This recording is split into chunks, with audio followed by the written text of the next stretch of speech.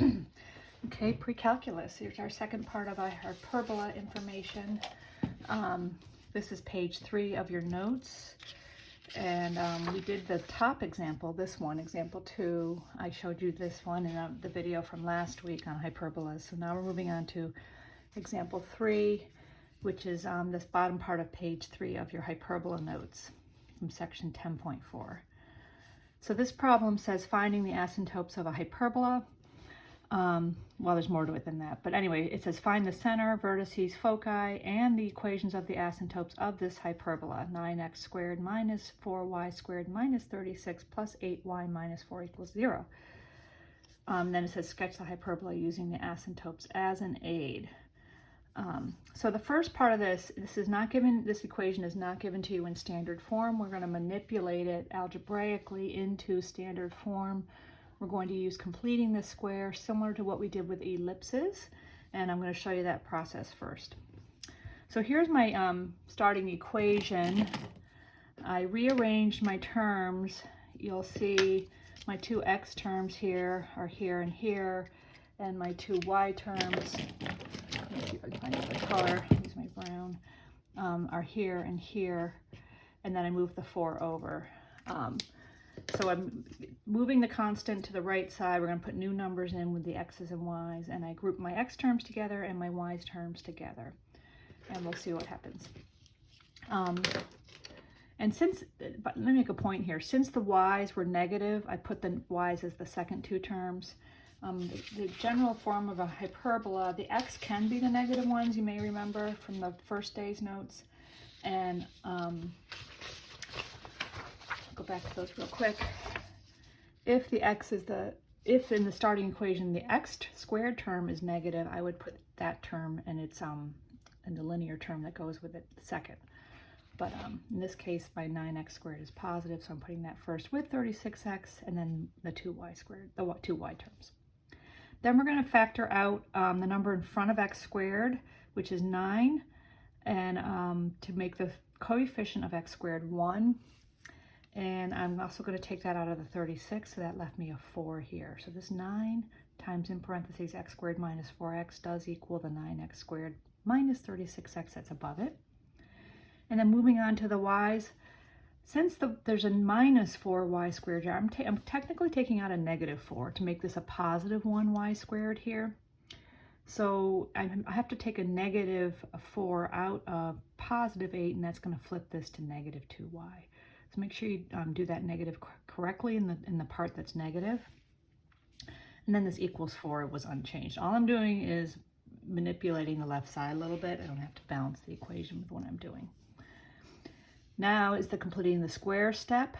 I take what's inside my parentheses here, x squared minus 4x, and I take half of negative 4 and square it, and that's this blue 4 here. And then to balance, here I can't just introduce a plus 4 into the side of the equation without balancing my equation, but it's not really plus 4 since it's inside parentheses that are multiplied by 9. So this 9 times 4 over here is from increasing inside the parentheses by 4, which is then multiplied by 9, making the left side 36 higher. Similarly with the y's, I'm going to take what I had here, y squared minus 2y, and try and write in a constant term to make a perfect square trinomial. And I take half of the negative 2, which is negative 1, square it, and you get plus 1. You always get a plus here because you're squaring half of this coefficient of the linear term, which is negative 2 here. So I'm adding 1 in, but it's really not adding 1. Here's the 1 that I added, but it's multiplied by negative 4. So I'm really decreasing this side, the left side, by negative 4. So that's why I have this negative I put in orange here, or pink, or whatever color that is. And I want to remind you that when you balance this equation, you want to make sure you subtract 4 times 1, because we're really lowering the left side by 4, so we need to lower the right side by 4. The next line, before I do the divide by 36, if you did the completing the square correctly, you're going to get, in the case of the x's, 9 times x minus 2 parentheses squared. That's what this trinomial factors to.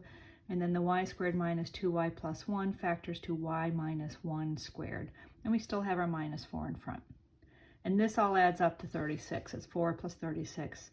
which is 40, minus 4 is 36. So just like we did with the ellipses when we were doing completing the square to get it in standard form, the standard form always has, I'll remind you, here's the front page of these notes, it has a 1 on the right side. Once you get the binomial squareds, you want to divide by whatever number is sitting here. In my case, it's 36, and get a 1 there. So dividing everything by 36 gets a 1 on the right, and you have to divide into everything on the left. When you have two blobs, each of them gets divided by 36, and that results in 4 and 9 as your denominators on the left here. Then I made a note to myself. This is a horizontal transverse axis hyperbola. It's important to remember when we do our drawing and set up that box in the middle. Why do I know that? It's because the way you decide in an ellipse is y squared the positive term, or is an x squared the positive term? If x is the positive squared part, and it is here, and then this minus means y is this negative, we have a negative y squared here, it's going to be a horizontal. The x squared is always the positive term. If the y squared is the positive term and the x squared is the negative term, you have a vertical transverse axis. And remember, the transverse axis is that axis between the vertices of the hyperbola. It's not necessarily the longest axis, that's why it's not called major and minor. It's called the transverse axis, and it transverses between the two, sort of across the hyperbola, between the two hyperbolas. It goes from vertex to vertex. So this is horizontal. That tells me my hyperbola is going to look more like this, with the hyperbola going like that, not like this. I know A and B. A is always under the first term here, and that's 2, and B is always under the negative portion here, and that is 3. So we just need to do the Pythagorean stuff to find C. It comes out square root of 13. So I have my 3 numbers that help me get some of these key features that we need to list. My center is 2, 1. That's from the HK sitting here in the standard form. Hopefully you guys know that well by now. I've plotted that right here. Everything's going to radiate off that center. And then my vertices, this is important to note. If you didn't think about what is this is vertical or horizontal, you might count your vertices in the wrong direction. Since it's horizontal, we're going to count out A units 2 from the vertex to either this point, from the center to the point here at 0, 1, or the point at 4, this is 4, 1. 2 units horizontally from the center. So we have 0, 1, and 4, 1 as our vertices. That's going to be like the corners of the hyperbola when we draw it at the end. And again, we took this 2 in the center and added 2 and subtracted 2 to get those 2 new positions. I like to do it visually, but you can once you decide it's a horizontal, you're going to be changing the x value to get those 2 vertices x values. The foci are also on that same horizontal line, and we just take the 2 we have and add or subtract square root of 13, which I've told you is approximately 3.6. So the foci are 2 plus or minus root 13 and 1. Putting it in decimal form helps you put it in the right place. So negative 1.606, comma 1, and 5.606, comma 1 is just adding or subtracting 3.606 from the 2. And I have plotted those 2 with these orange dots up here. The foci should always end up looking like they're going to be inside the hyperbola that you end up drawing. And then the asymptotes, I'm using the equation we got on the last set of notes at the bottom of page 2. If it's a horizontal transverse axis, you use this equation, y equals k plus or minus b over a times x minus h. So I have y equals 1, which is k, plus or minus 3 over 2, b over a, times x minus h. So those are the asymptotes. You don't need to simplify them further if they didn't ask you to put them in slope-intercept form. If you're nervous if you did it right, you can put them in slope-intercept. They should look like these 2 lines, this line and this line, the equations of those lines. So the asymptotes do go through, let's draw everything. And then the eccentricity is root 13 over 2, although it didn't ask for that. So let's get to the drawing. From the center, we went out 2 to get these vertices. You go, the other dimension, B, tells you the other dimension of this box. It's up 3 and down 3 from the center. So I put these points here to indicate the height of the box. And that I got with B. And then you draw the box using those dimensions. This should be, it's 4 by 6 in dimensions, which is twice A and twice B. And then the asymptotes will go through the corners of these boxes. So you draw that through each corner. And the asymptotes are really important to get the shape of your hyperbola right. So once you get all that drawn, I just want to show you drawing it. You shouldn't just go, oh, it looks like this, because that's not right what I just did. It doesn't look like that. The asymptotes tell you what's happening to this hyperbola in the extreme. Your graph should look like it's a fairly wide hyperbola and it's going out like that toward them. And same with here. Make sure you go through the vertex and don't accidentally go through the focus. That's an easy mistake to make. So I'm starting at my vertex and kind of trying to draw a hyperbola that looks like it's gonna, as the lines go out forever, the hyperbola would just kind of go in and start hugging that line. So that's my answer. Now the last thing to show you with hyperbola, well actually this is a generalization of all conic sections that we've done, is how to classify a conic section from a general equation. All conic sections can be put in this form: ax squared plus cy squared plus dx plus ey plus f equals 0. I don't know why they don't have a b used here for one of the coefficients, but they don't. This is from the book on page 723 if you want to look at this more. Anyway, it all comes down to these two terms, and a and c, and how they relate to each other. And here are the 4 ways they could relate to each other. If a equals c, you've got a circle. There's a condition that a cannot be 0, which means c can't be 0. But if these are non-zero numbers and they're equal, a and c, it will be a circle. It means that when you do all the math, put it in standard form, those dimensions of those axes in the middle will be the same.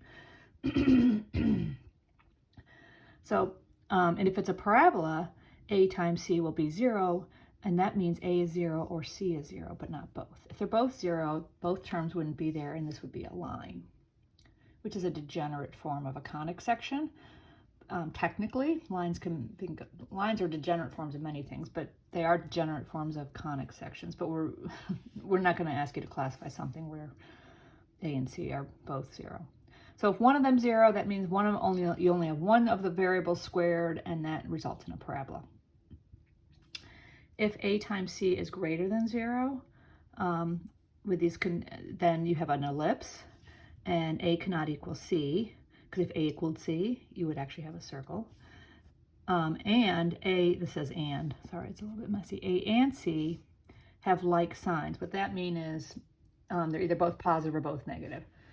If they're both negative, you could divide a -1 out of the whole equation to switch them to both positives, and then it looks more like the standard form we're used to.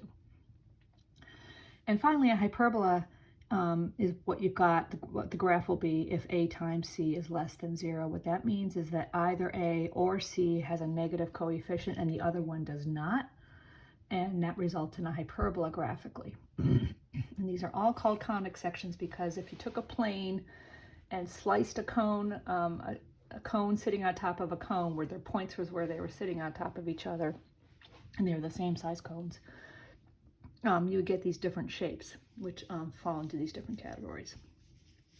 So here's 3 practice problems using this information. They're pretty straightforward.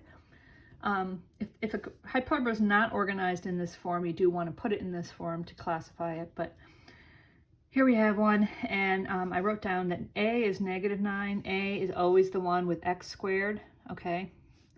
A goes with x squared, so even though I didn't write it in this order, a is -9, c is 4, although you could have flipped those and still got this right.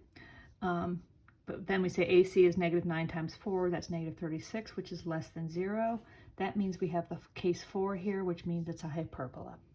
Okay, we know that even without graphing it.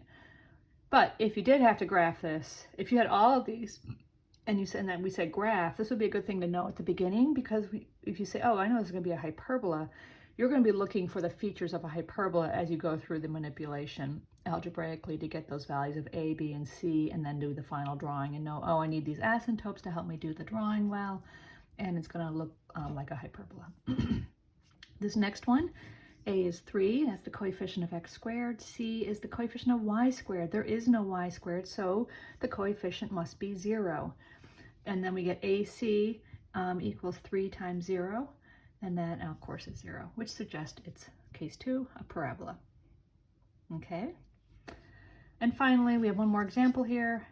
This equation where 9 is A, and this coefficient in front of y squared is 4, so we're going to call that C. And then we have AC equals 9 times 4, which is 36, which is a positive number greater than 0, and that is case 3, which means it's an ellipse. So if you had to go on and graph this and come up with features, you know you'd be looking for an ellipse as you work through it. So that's it.